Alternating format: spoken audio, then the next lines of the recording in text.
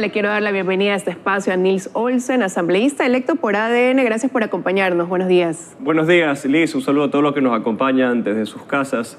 Bueno, primero agradecerle a todos los ecuatorianos que votaron y confiaron su voto por nosotros, por ADN, y por supuesto también a toda la militancia que trabajó día y noche para alcanzar estos grandes resultados. Y también unos segundos para conectar con todos los que no votaron por nosotros, que sepan que estaremos trabajando día y noche por ustedes para representarlos como se lo merecen también. Bueno, y no solamente asambleísta electo por ADN, sino el tercer más votado a nivel nacional. Esto implicaría que, junto con la doctora Anabel Asín y Raúl Chávez, sean los tres que a lo mejor dirijan esta primera sesión inaugural de la Asamblea Nacional. Pero más allá de eso, también en esa sesión se elegirá al próximo presidente de la Asamblea. ¿Pudiera ser Nils Olsen una de las opciones de ADN para postularlo, para ocupar ese cargo? Bueno, definitivamente eso es una decisión que tendrá que tomar el partido político, por supuesto. Sería un honor para mí, pero eso al final lo decide el partido ADN y aquí no estoy trabajando para conseguir ese puesto. Estoy trabajando para poder pasar las diferentes leyes en las que estoy trabajando junto a mi equipo. Nos estamos enfocando en seguridad, en educación, en salud.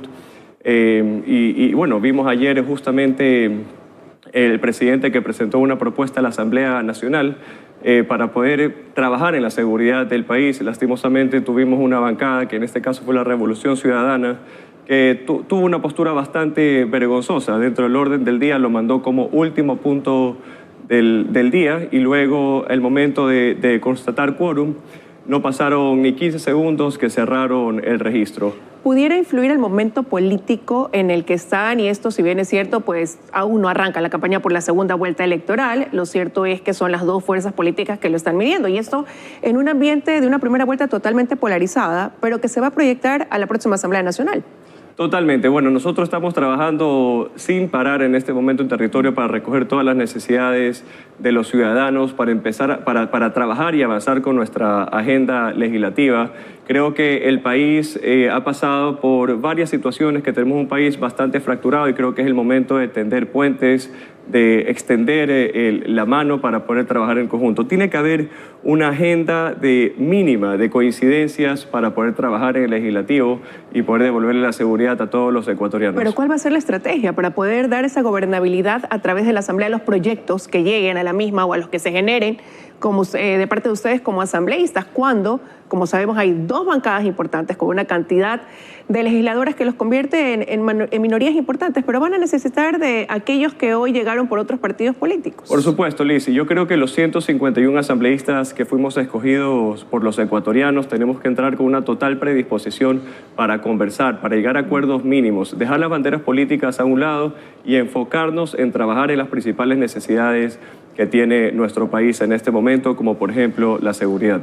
Pero ¿a quiénes le apuestan ustedes? Porque es bastante ideológico pensar así y sería lo idóneo. Pero no es la realidad que se vive en el país. La Asamblea se convierte en ese escenario de revanchismo político casi siempre. Claro, totalmente. Y justamente por eso tenemos hoy una asamblea que tiene la peor aceptación de todas las instituciones. Pero yo, Liz, sí creo que podemos cambiar eso. Para eso nos escogió los ecuatorianos. Hoy somos una de las dos fuerzas políticas más importantes y los ciudadanos escogieron un cambio, un nuevo Ecuador, y con eso vamos a entrar. Llegar a consensos, acuerdos mínimos, dejando las banderas políticas a un lado para trabajar para lo que la gente necesita y quiere. ¿Están ya allanando ese camino, conversando con alguien, con algunos de los partidos políticos? Bueno, en este momento como bancada estamos conversando con quien sea que quiera conversar. Hay varias conversaciones en marcha, es lo que la gente espera y eso es lo que estamos haciendo. ¿Pero a qué tipos de acuerdos a lo mejor están dispuestos a llegar para poder sumar esos votos que van a necesitar?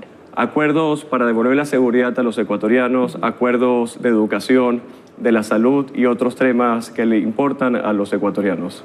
Siempre se cuestiona y se cuestiona la falta de transparencia, a lo mejor en los acuerdos que se dan para lograr alcanzar esa viabilidad, y se habla de la necesidad de que sean siempre sobre la mesa transparentes, que el país conozca qué es lo que está de por medio al llegar a estos consensos. Por supuesto, Liz, eso no es negociable. La bancada de ADN jamás se va a prestar para hacer cosas ilegales o tráfico de puestos o cualquier otra práctica que ha sido altamente criticada y que debe seguir siendo criticada en la Asamblea Nacional.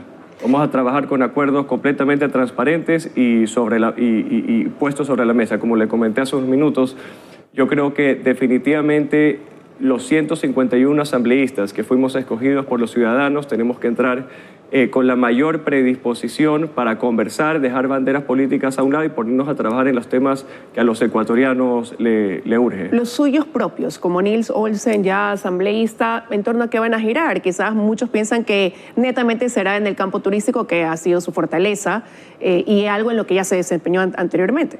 Bueno, como bancada hemos decidido que nuestra agenda legislativa va a girar en base a la generación de empleo joven, la seguridad, educación y salud, pero luego cada uno de los asambleístas tenemos una propia agenda legislativa en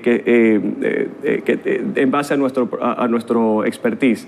Personalmente tengo la Ley Orgánica de Turismo Sostenible, que la vengo trabajando hace muchísimo tiempo, la Ley de Fortalecimiento del Servicio Nacional de Áreas Protegidas y también la Ley de Economía Naranja.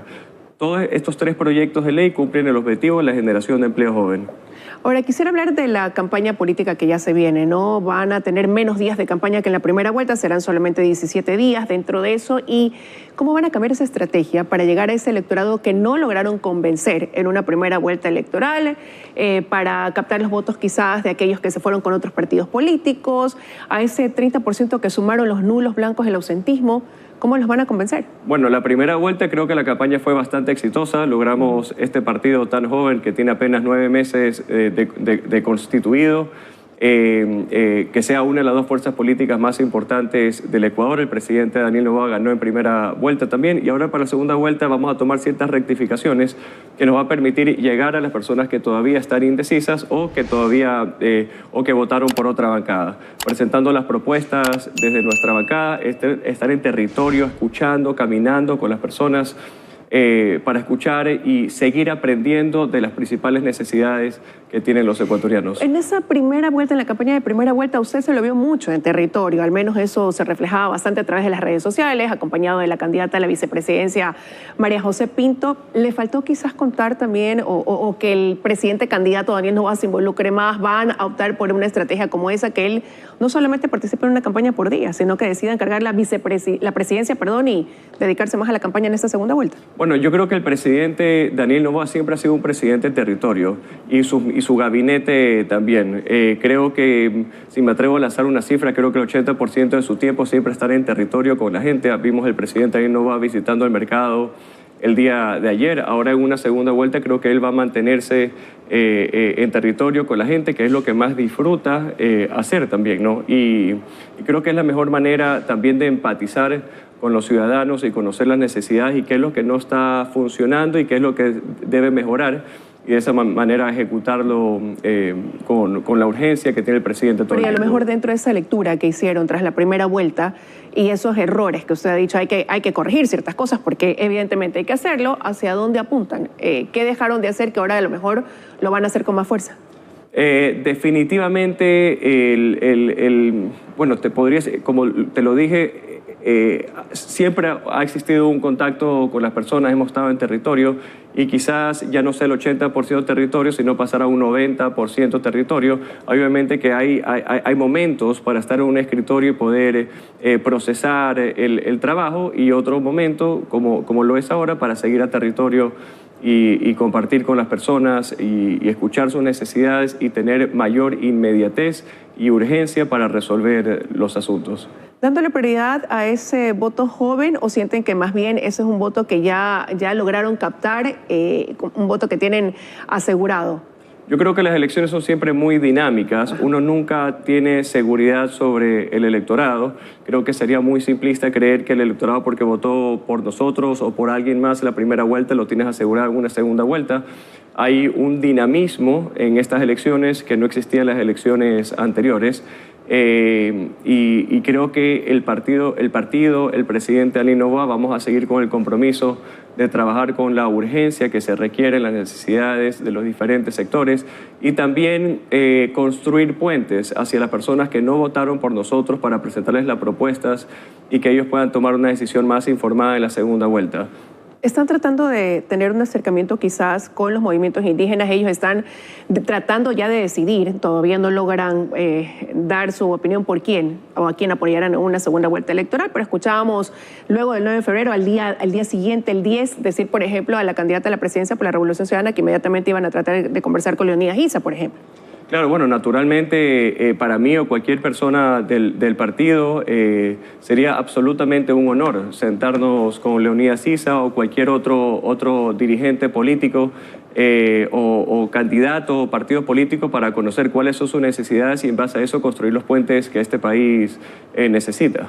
¿Usted cree que tal y como está configurada hoy la próxima Asamblea Nacional realmente le va a dar la oportunidad al legislativo de tener una mejor puntuación de la que va a salir o de las que estuvieron anteriormente? Y lo pregunto porque si bien hay rostros nuevos, gente que por primera vez se vincula a la política, hay algunos que ya fueron reelectos, que vienen de periodos anteriores, y otros que han ocupado otros cargos dentro de la función pública. Bueno, puedo hablar en base a los asambleístas electos de ADN. Estamos entrando con la mayor predisposición para trabajar en equipo en las urgencias que tienen los ciudadanos. Nuestro objetivo es trabajar para los ecuatorianos en los temas que son urgentes para ellos y tratar de devolverle la honorabilidad o la aceptación a una de las instituciones más importantes que tiene el Ecuador, que es la Asamblea Nacional. Ojalá que el resto de los colegas de otros partidos políticos que fueron escogidos por los ecuatorianos puedan entrar con la mejor predisposición para poder trabajar en una agenda en común. Veremos entonces qué pasa. Quiero agradecerle que haya estado esta mañana con nosotros. Liz, muchas gracias.